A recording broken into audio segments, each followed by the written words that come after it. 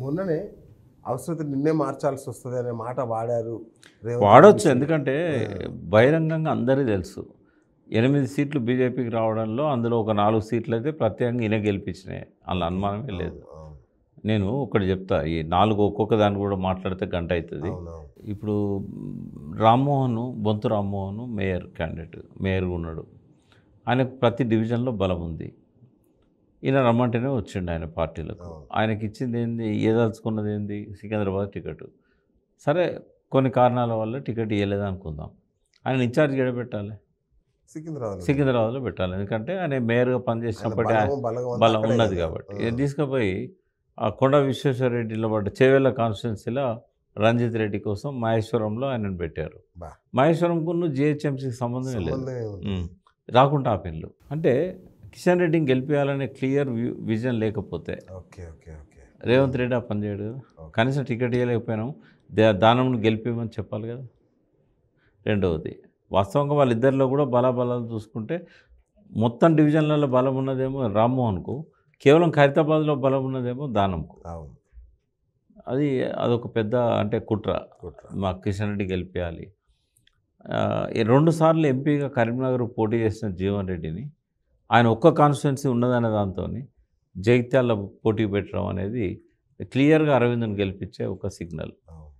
అక్కడున్న మంత్రి ఒక మీటింగ్లో చెప్పిన అన్నట్టు, మా మాజీ మంత్రి జీవన్ రెడ్డి అనవసరంగా మన జిల్లా రాజకీయాలు ఏలుపెడుతున్నాడు, ఇప్పుడు కనుక ఆయన ఎంపీ అయితే ఇక నా ప్రభ తగ్గుతుంది, నాకు ఆడ ఏముండదు, కాబట్టి ఏది ఏమన్నా పర్లేదు, ఈసారి బీజేపీ అరవింద్ని గెలిపేయాలని చెప్పేసి స్వయంగా ఒక ఎమ్మెల్యే మీటింగ్లో చెప్తే ఒక ముస్లిము ఆ యువకునికి కొంచెం కోపం వచ్చి ఆయన నాతోని ఫోన్ చేసి, సార్ ఏం సార్ మా ఎమ్మెల్యే ఇట్లా చెప్తున్నాడు, అరవింద్ గెలిపామని అంటున్నాడు. క్లోజ్ డోర్ మీటింగ్ అది. అంటే స్వయంగా అక్కడ అరవింద్ గెలుపు కూడా వాళ్ళే కారణమైనలు. బండి సంజయ్ మీద నిలబెట్టాల్సింది ప్రవీణ్ రెడ్డిని. ఆయనకు మాట కూడా ఇచ్చిండ్రు, పొన్నం ప్రభాకర్కి ఆయన సీట్ ఇచ్చిండ్రు. అప్పుడు వాస్తవంగా బీఆర్ఎస్లో ఉండే Praveen Reddy, Mulkanoor cooperative society chairman. ఆయనకు మంచి బలం ఉన్నది అక్కడ. సరే, బీఆర్ఎస్లో ఉన్న ఏం చేసిండ్రు, నెక్స్ట్ నువ్వే ఎమ్మెల్యే క్యాండిడేట్ అని చెప్పి తీసుకుపోయి కాంగ్రెస్లో ఏం చేసిండ్రు, ఎమ్మెల్యే టికెట్ ఇవ్వలే. అప్పుడు ఏం చెప్పిండ్రు, నీకు ఎంపీ నీకే అని చెప్పారు. వాస్తవంగా అక్కడ వినోద్ రావు టీఆర్ఎస్ క్యాండిడేట్, అందరికి తెలిసిన క్యాండిడేట్. బీజేపీ బండి సంజయ్ అందరికి తెలిసిన క్యాండిడేట్. ఒక మున్నూరు కాపు, ఒక వెల్మ సామాజిక వర్గం మధ్యలో ఒక రెడ్డిని పెడతారా, ఇంకో వెల్మ సామాజిక వర్గం తీసుకొచ్చి పెడతారా? అంటే వినోద్ ఓట్లు చీల్చాలనే కుట్ర కాకపోతే, వినోద్ ఓట్లు చీల్చడం వల్ల ఎవరికి లాభం అవుతుంది? బండి సంజయ్కి లాభం అవుతుంది, బండి సంజయ్కి లాభం అవుతుంది. కాబట్టి అక్కడ ఆ కుట్ర చేశాడు. అంటే ఇట్లా మనం చెప్పుకుంటూ పోతే మేడ్చల్ ఉంది. నువ్వు ఈటల రాజేందర్ని గెలిపించాలనే కాన్స్పిరసీ నువ్వు చేయకపోతే, కాన్స్టిట్యున్సీతో సంబంధం లేని, అది కూడా ఓన్లీ ఆ రంగారెడ్డి జిల్లాలో పలుకుబడి ఉన్న సునీత మహేందర్ రెడ్డిని తీసుకొచ్చి ఎట్లా పెడతావు? నీకు నిజంగానే ఏదాచుకుంటే మహేందర్ రెడ్డికి, సొంత నియోజకవర్గం, మహేందర్ రెడ్డికి ఏనుంటివి, మహేందర్ రెడ్డి సునీత మీద మహేందర్ రెడ్డి అయితే బెస్ట్ క్యాండిడేట్ కదా. 100%. మరి ఆయన ఓడిపోయినా కూడా ఆయనకి ఎమ్మెల్సీ అయితే ఉండేది కదా. అసలు ఆమె ఎవరో తెలియదని చెప్పారు సికింద్రాబాద్ నియోజకవర్గంలో. అంటే ఇవన్నీ చూస్తే కేసీ వేణుగోపాల్ తన ఎలక్షన్ వదిలిపెట్టుకొని 2 సార్లు ఎందుకు వచ్చిండు? తర్వాత కమిటీ వేసినప్పుడు తన సొంత చీఫ్ మినిస్టర్ క్యాండిడేట్ మీద కమిటీ విచారణ ఎందుకు చేస్తుంది? అంటే వాళ్ళకు ఉండేవి వాళ్ళకు ఉన్నాయి. తర్వాత ప్రతిసారి మోడీ దగ్గర పోయి రావడము, ఇట్లాంటివన్నీ ఉంటాయి కదా. బట్టి ఉన్నా కూడా ఆయన మాటలు ఆయనకు ఉంటాయి కదా.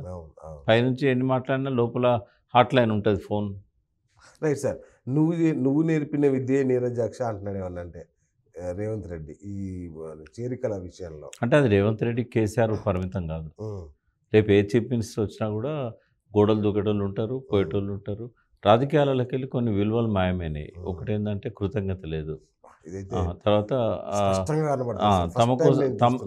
తమ ప్రయోజనాల కోసము వాళ్ళు ప్రజలను లెక్క చేయరు, పార్టీ అధ్యక్షుడు లెక్క చేయరు, పార్టీ అధ్యక్షుడు చేసిన మేలును లెక్క చేయరు, ఇచ్చిన పదవులను లెక్క చేయరు, దేన్ని లెక్క చేయరు. తర్వాత వాళ్ళకి రాజ్యాంగం పట్టదు, వాళ్ళకి ఏది పట్టదు. ఒక్కసారి కనుక ఇట్లా గొడవ దునికిన వాళ్ళను శాశ్వతంగా బహిష్కరించేటట్టు అమెండ్మెంట్ చేయాలి. కానీ ఎవరు చేస్తారు? మళ్ళీ గొడవ దునికేటోళ్ళే కదా అక్కడ ఉండేది కూడా. అంటే ఈ అవసరాలు తప్ప వేరే రాజకీయాలలో చాలాసార్లు నేను చెప్పాను, ఒక అవసరాలే ఉంటాయి రాజకీయాలలో, ఏముండవు.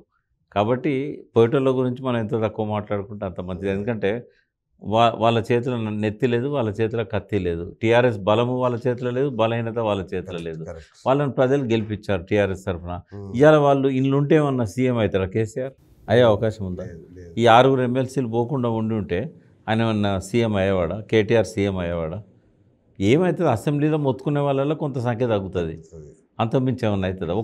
ఒక్క కేసీఆర్ చాలు కదా అసెంబ్లీ అంతా. సార్ ప్రమాదం ఉందా లేదా? అంటే దేనికి? ఇప్పుడు రేవంత్ రెడ్డి తడగొట్టి మరీ బహిరంగంగా చెప్తున్నాడు, బీఆర్ఎస్ అనే పదం వినబడకుండా చేస్తా నేను అనే మాట వాడుతున్నాడు. నిజంగా జరుగుతుందా? ఎటు జరుగుతుంది? అవకాశమే లేదు కదా, అవకాశమే లేదు. అట్లా ఉంటుందా అట్లా రాజకీయాలలో? ఇప్పుడు ఏ ఏ ఏ రాష్ట్రంలోకి వెళ్ళి ఏ పార్టీ మాయమైంది? కాంగ్రెస్ ఏ పార్టీని మాయం చేయగలిగింది? దేశ రాజకీయాలకి వెళ్ళి కాంగ్రెసే మాయమవుతుంది కదా మెల్లమెల్లగా.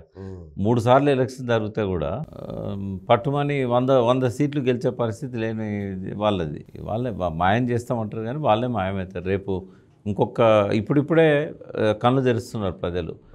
సింగరేణి ప్రజల మనసుల్లో నుంచి రేవంత్ రెడ్డి ఆల్రెడీ మాయమైపోయాడు. తర్వాత నిరుద్యోగుల మనసుల్లో నుంచి ఆల్రెడీ రేవంత్ రెడ్డి మాయమైండు. రేపు రైతుల ఈ ఆత్మహత్యల వల్ల, చేనేతకారుల ఆత్మహత్యల వల్ల వాళ్ళ హృదయాల్లోంచి కూడా మాయమైపోతాడు. మనం అనవసరంగా కోరికతో తలగొక్కున్నాం అనే పశ్చాత్తాపానికి ప్రజలు వచ్చే పరిస్థితి ఉన్నది. ఇదంతా తగ్గిపోతున్న రేవంత్ రెడ్డి పలుకుబడిని, పెరుగుతున్న సానుభూతి కేసీఆర్ పట్ల ఇది మనకు అద్దం పట్టినట్టు చూపెడుతున్నది. కాబట్టి అదే ఇందాక ఒక ఛానల్లో చెప్పాను నేను, అస్తమిస్తున్న సూర్యుడేమో రేవంత్ రెడ్డి, ఉదయిస్తున్న సూర్యుడు కేసీఆర్. ఎందుకు అంటే ప్రజల హృదయాలలో కేసీఆర్ పట్ల ఒక పశ్చాత్తాపం వచ్చింది, తప్పు చేసామనే భావన వచ్చింది కాబట్టి అది ఆయనకు ప్లస్ పాయింట్. అనవసరంగా నెత్తిన పెట్టుకున్నాం అనే భావన రేవంత్ రెడ్డి పట్ల వచ్చింది కాబట్టి ఆయనకు అది ప్రతిష్ట దిగజారడానికి, మస్కబారడానికి అది.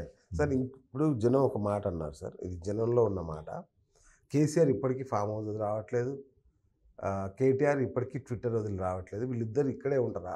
ప్రతిపక్షంలోకి వచ్చాకనే జనంలోకి రావచ్చు కదా, ఎందుకు ఇట్లనే చేస్తున్నారు వీళ్ళు? నా అభిప్రాయం కూడా అదే. ఏంటంటే ప్రజలను కలవాల్సిన అవసరం వచ్చినప్పుడు కేవలం నాయకులను ఫామ్ హౌస్ పిలిపించుకొని కాన్స్టిట్యున్సీ మీటింగ్స్ పెట్టుకోవడం వల్ల ఉపయోగం ఉండదు. అంటే పార్టీని పునర్నిర్మాణం చేయడానికి కేసీఆర్, కేటీఆర్, హరీష్ రావు వీళ్ళంతా జిల్లా నాయకులు అందరూ కూడా కృతనిశ్చయంతో ఉన్నారు, అందులో అనుమానమే లేదు. కానీ వాళ్ళని మనం రమ్మనడం వల్ల ఏదో 100 మంది వస్తారు, 200 మంది వస్తారు. ఈ 100-200 మంది నువ్వు వద్దన్న టీఆర్ఎస్ కోట్లేసేటోళ్ళు. ఎందుకంటే వాళ్ళ పార్టీ నాయకులు వివిధ శ్రేణులలో ఉన్న క్యాడర్. ఈ మీడియాకు మనం ఏదో షోపుడప్ చేయాల్సిన అవసరం లేదు. ఇప్పుడు మనం గెలవాల్సింది ఎవరిని? నిన్ను తిరస్కరించిన ప్రజలని. రియలైజేషన్ స్టార్ట్ అయిన సమయంలో నువ్వు ఏ కాళేశ్వరం అయితే దండగా వేస్ట్ అని అన్నారో, ఊరూరా ఎన్ని గ్రామాలలోనైతే కాళేశ్వరం నీళ్ళతో పంటలు పండినాయో, 60 లక్షల ఎకరాలు పంటలు పండినాయి క్యూములేటివ్గా. విడిగా చూసినట్టయితే కనీసం ఒక 20 లక్షల ఎకరాలు నికరంగా పంటలు పండినాయి. 20 లక్షల ఎకరాలు ఎన్ని గ్రామాలలో ఉన్నాయి, ఎన్ని మండలాలు ఉన్నాయి, ఎన్ని నియోజకవర్గాలు ఉన్నాయి? రథయాత్ర స్టార్ట్ చేయి. మీకు నీళ్లు కాళేశ్వరంతోనే వచ్చినాయి. ఈయన ఒక్కసారి అధికారం చేతికిస్తే ఆ పంటకు నీళ్ళు ఇవ్వకుండా మురుగబెట్టేసిండు. అవగాహన లేని వ్యక్తి అని చెప్పి నువ్వు నీళ్లు కావాలంటే మళ్ళీ టీఆర్ఎస్ని గెలిపించాల్సిన అవసరం ఉంటుంది.